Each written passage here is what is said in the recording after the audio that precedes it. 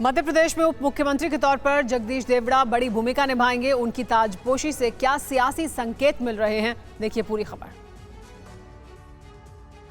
जगदीश देवड़ा ईश्वर की शपथ लेता हूं।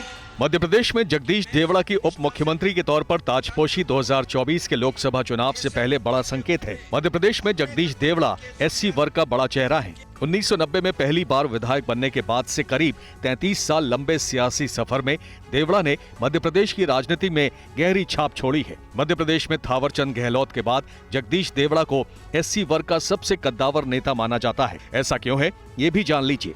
16% एससी मतदाताओं वाले मध्य प्रदेश में उप मुख्यमंत्री जगदीश देवड़ा 8वीं बार विधानसभा में पहुंचे हैं। देवड़ा 2003 में पहली बार विधायक चुने गए थे और फिलहाल मल्हारगढ़ विधानसभा सीट से विधायक हैं। उनका सियासी सफर छात्र राजनीति से शुरू हुआ था।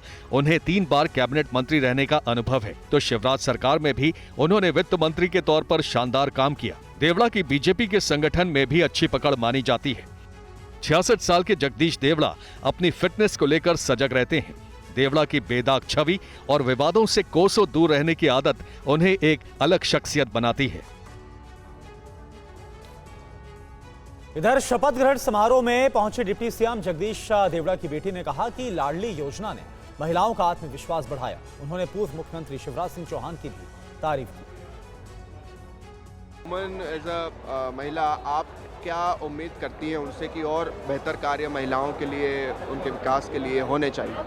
जी बिल्कुल, एक तो लाडली बहना योजना ने बहुत सेल्फ कॉन्फिडेंस बूस्ट कर दिया है महिलाओं में। We feel independent and in terms of education, primary and secondary education में we need more institutions and job opportunities. तो बहुत सारे इंडस्ट्रीज़ और फैक्ट्रीज अभी एमपी में आने चाहिए, बहुत जॉब अपॉर्चुनिटीज़ क्रिएट होने चाहिए। तो इन सब में पापा डेफिनेटली काम करेंगे। आपको लगता है इस जीत में लाडली बहना योजना का भी बड़ा योगदान रहा है? बिल्कुल रहा है। एक सेल्फ रिस्पेक्ट मिला है लेडीज़ को और महिलाओं को, जो बहुत बड़ी बात है। और ये जो शिवराज जी चौहान ने दिया है वो बिल्कुल जीत के लिए बहुत फेवरेबल था। एक मुख्यमंत्री के तौर पर शिवराज जी हमेशा याद किए जाएंगे, खास तौर पर उनकी बहनें, महिलाएं, आप लोग।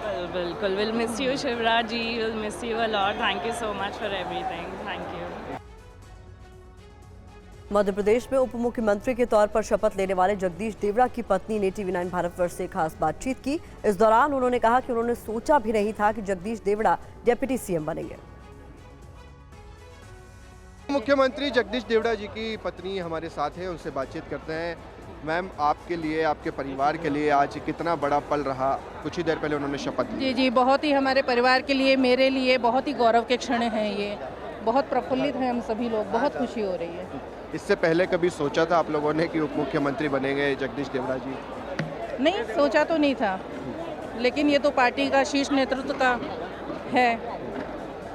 आप बताइए कि अब एज अ उप मुख्यमंत्री आप लोग क्या उम्मीद रखते हैं जगदीश देवड़ा जी से कि वो कितना और बेहतर कार्य करें मध्य प्रदेश के विकास के लिए? मध्य प्रदेश के विकास के लिए वो तो हमेशा से बेहतर काम करते आए हैं। बाकी उनको जो भी निर्देश करेंगे, पार्टी का शीर्ष नेतृत्व जो भी कहेंगे तो बिल्कुल वो उस पर खरे उतरेंगे, उनके आदेशों पर। जी, आज सुबह हमने देखा कि काफ़ी पूजा पाठ करते हुए दिखाई दिया। हालांकि इससे पहले भी जब वो बजट पेश करने जाते थे उस वक्त भी करते थे। कितनी पूजा पाठ करते हैं वो और आप लोग सभी? जी जी, कितनी पूजा अर्चना करते हैं आप? हाँ, डेली, रोज़ करते हैं। पूजा के बाद ही उनके दिन की शुरुआत होती है।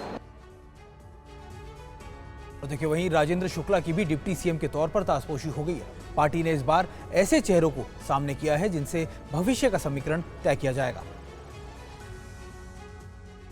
मैं राजेंद्र शुक्ला। मध्य प्रदेश में राजेंद्र शुक्ला को डिप्टी सीएम बनाकर बीजेपी ने विंध्य और ब्राह्मण समाज को साधा है। मध्य प्रदेश में 14% ब्राह्मण वोटर बड़ा फैक्टर है और 2024 के लोकसभा चुनाव में भी बड़ी भूमिका निभाने वाले हैं। राजेंद्र शुक्ला की डिप्टी सीएम के तौर पर ताजपोशी होने से मध्य प्रदेश में बीजेपी की ब्राह्मण समाज पर पकड़ और मजबूत होगी। मध्य प्रदेश के डिप्टी सीएम राजेंद्र शुक्ला के सियासी सफर पर भी एक नजर डाल लीजिए। राजेंद्र शुक्ला 2003 में पहली बार विधायक निर्वाचित हुए थे। उन्हें 2003 में मध्य प्रदेश सरकार में राज्य मंत्री की जिम्मेदारी मिली थी। रीवा से 5 बार विधानसभा चुनाव जीत चुके राजेंद्र शुक्ला अब मध्य प्रदेश के कद्दावर नेताओं में शुमार हैं। उन्हें 4 बार प्रदेश सरकार में मंत्री रहने का अनुभव है। वो मध्य प्रदेश में बीजेपी कोर कमेटी के सदस्य भी हैं। तो सिविल इंजीनियर राजेंद्र शुक्ला को मध्य प्रदेश में बेहद पढ़ा लिखा और काबिल नेता माना जाता है। शानदार राजनीतिक समझ और मजबूत प्रशासनिक पकड़ की वजह से राजेंद्र शुक्ला ने मध्य प्रदेश सरकार में 4 बार मंत्री के तौर पर शानदार काम किया है। 3 राज्यों में बीजेपी ने इस बार जिन चेहरों पर मोहर लगाई है उसका असर 2024 के चुनाव में दिखने के आसार हैं। पार्टी ने हर वर्ग को साधने की कोशिश की है।